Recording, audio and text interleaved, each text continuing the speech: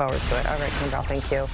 Now back to that breaking news that we've been covering. Astroworld just released a statement saying, quote, "Our hearts are with the Astroworld Festival family tonight, especially those we lost and their loved ones. We are focused on supporting local officials however we can.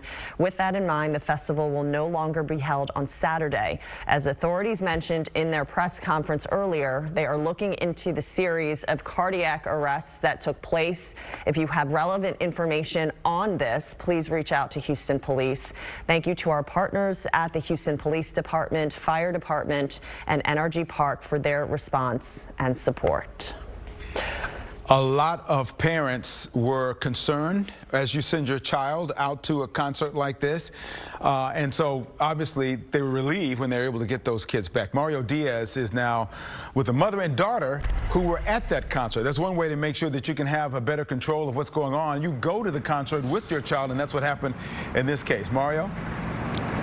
Oh, well, Kimbrell, let me clarify that for a quick moment. It was a young man and his mother, and like so many other cases of a child going to a concert with a concerned parent, mom brought her son up to the gate, dropped him off, wished him a very good time, and she was going to pick him up right afterwards.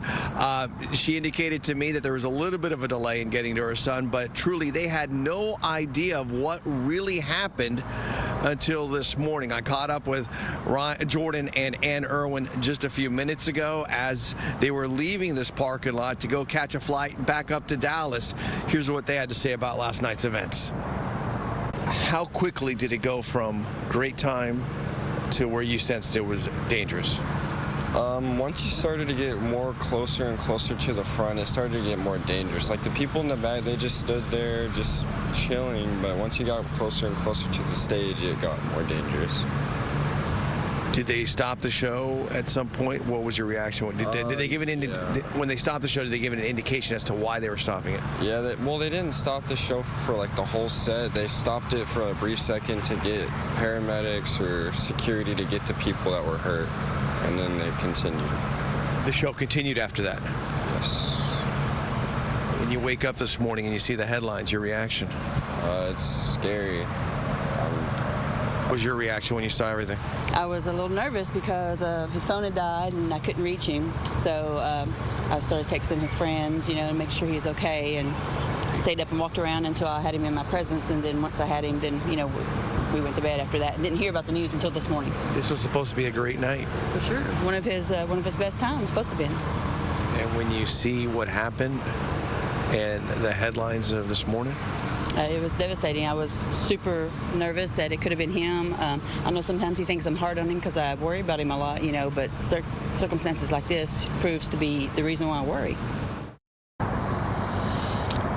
It's easy to understand why anybody would be concerned after seeing something like this that took place in our backyard overnight. A couple of additional thoughts here in talking with Jordan and the takeaway that we had there. You heard him indicate that he was in the back. He saw and sensed the push-up towards the front of the stage there. He himself at that point kind of said it was dangerous. He wanted to stay back. It was a flat ground. There was no really elevated seats at all. It was completely flat. I'm sure that's going to be one aspect of the investigation they're going to be examining. Also, they're going to be looking at the bullpens here.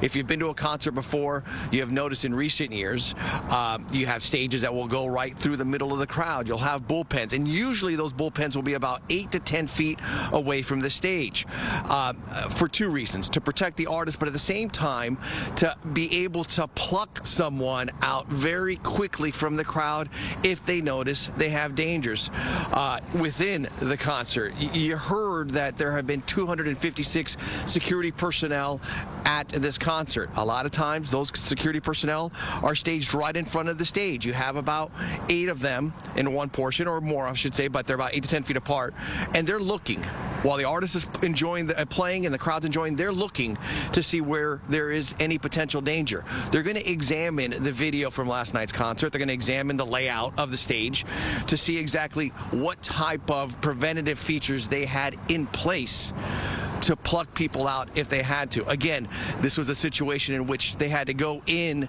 to the concert itself, security as well as medical personnel to try and pluck people out.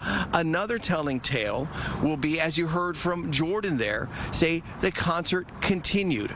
So they're going to examine the communication between the promoter of the concert, those who are actually putting on the show, because you have to keep in mind there is a group, a team that is helping with the lighting, with the sound. They're going to have to see what kind of transmissions are going on between them during the course of this investigation to see how they were informed of anything, whether or not there was any information that was passed along. But obviously the key thing here is going to be examining all of the layouts as well as the videos that they have in place. There's plenty of those, and we have heard obviously from statements from HPD Chief Troy Finner that those involved with the concert have been working very closely with them to help provide all that information. I will tell you that we came up onto this hotel parking lot earlier this morning. We saw a couple of younger individuals, 2 young women. I spoke with them. I said, hey, is it possible if I could talk to you about last night's events? A very challenging time, obviously, because no one wants to really discuss this at that time, but they had a very intriguing response to me. They said, I'm sorry, we worked the event and we had to sign a non-disclosure agreement. An NDA is what they said, so we can't talk about the event.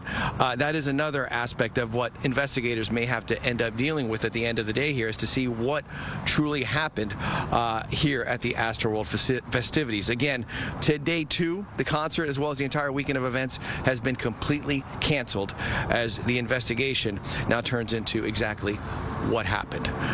Live at NRG, Mario Diaz, KPRC 2 News. Mario, thank you. That is definitely a lot of the questions that we will be asking for sure, is that even with all of those police officers, even with 256 security personnel, even with a lot of these measures in place, that so many people were injured and that now at least 8 have lost their lives. Mario, thank you. All right, you can keep track of this breaking news both on air and online on our website, click2houston.com. You can find the stories about this tragedy there on our homepage. There are photos and several posts that you can look through from social media. We'll be back after this.